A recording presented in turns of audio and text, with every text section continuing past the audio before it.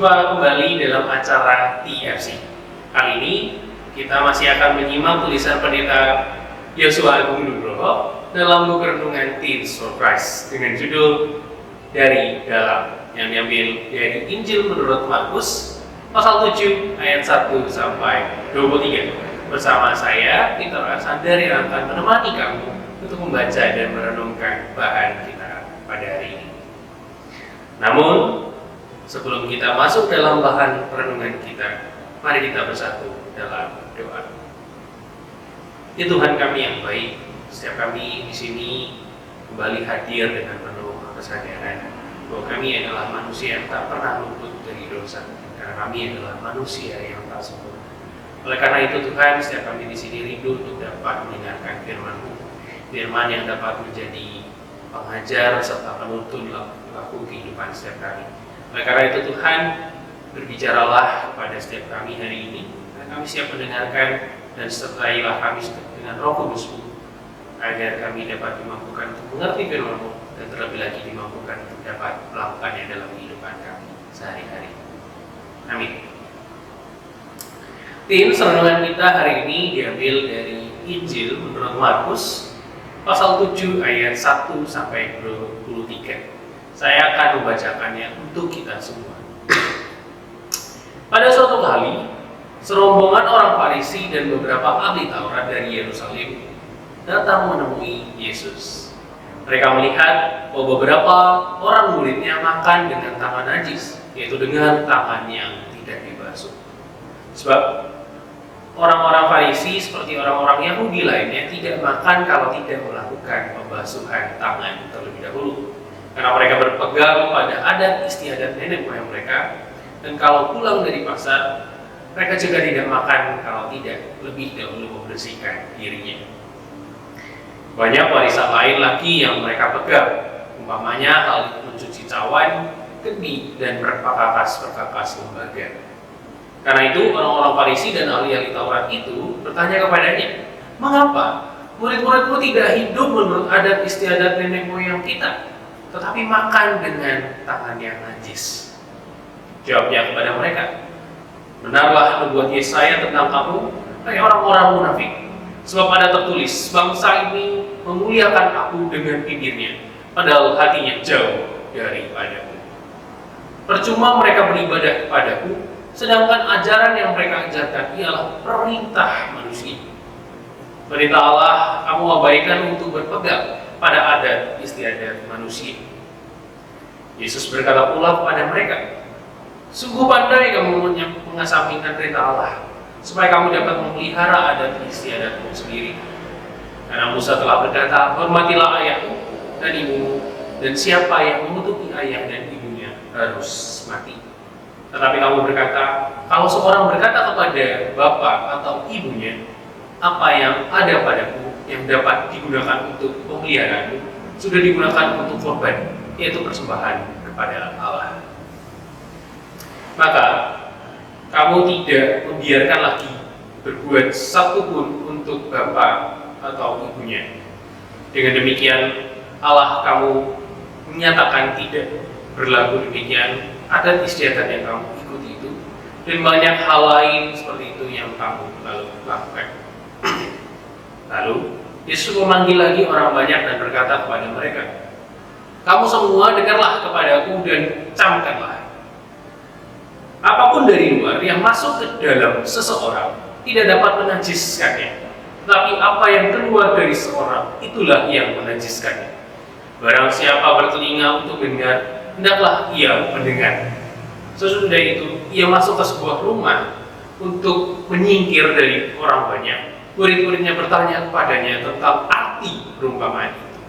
Maka jawabnya, "Apakah kamu juga tidak dapat memahaminya? Tidak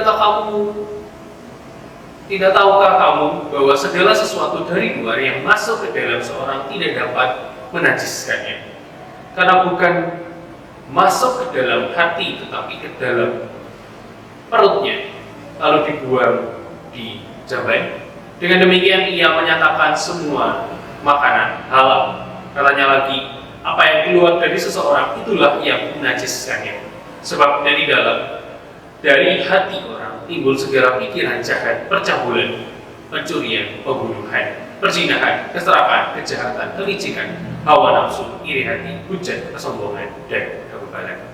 Semua hal-hal jahat itu timbul dari dalam dan menajiskan orang. Teens, pandemi COVID-19 lalu tentu memiliki banyak sekali dampak negatif dalam kehidupan setiap kita.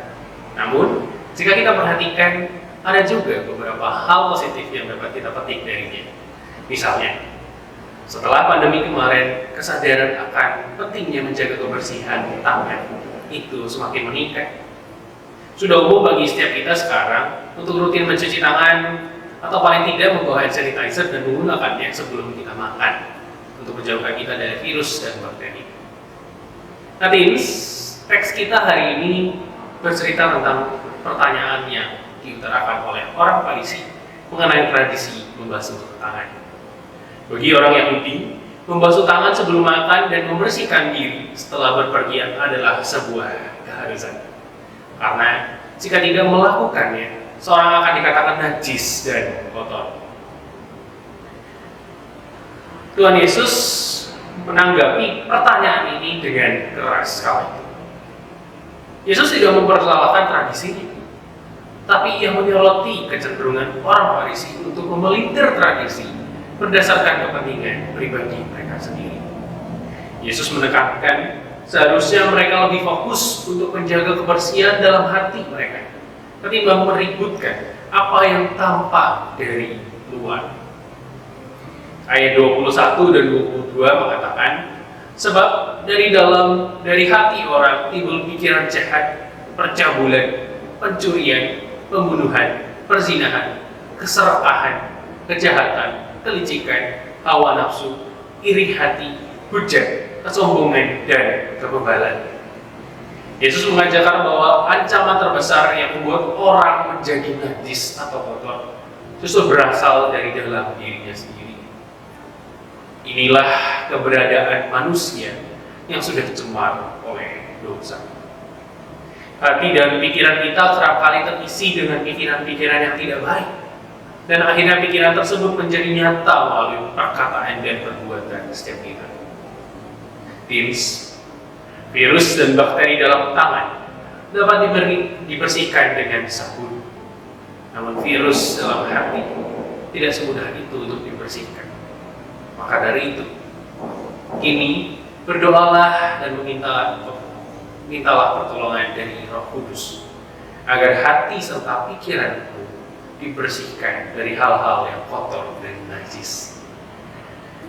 Berilah juga ruang hati dan pikiranmu untuk diisi penuh oleh kebenaran yang sesuai dengan kehendak Allah. Mari kita tutup renungan kita hari ini dengan doa. Ya Tuhan kami yang baik, terima kasih atas bahan renungan yang telah Kau berikan kepada setiap kami. Terima kasih juga atas peringatanmu bahwa ancaman terbesar yang dapat membuat diri kita menjadi najis justru hadir melalui dari dalam hati setiap kami. Dan oleh karena itu Tuhan, kami memohon kepadamu untuk Engkau mau menyucikan hati setiap kami dan mengisi hati setiap kami dengan kebenaran yang sesuai dengan kehendak-Mu saja. Dalam nama-Mu kami sudah berdoa. Amin. Teens, demikianlah renungan kita hari ini. Jangan lupa subscribe, like, dan bagikan video ini kepada teman-teman yang lain juga. Tuhan Yesus memberkati kita semua.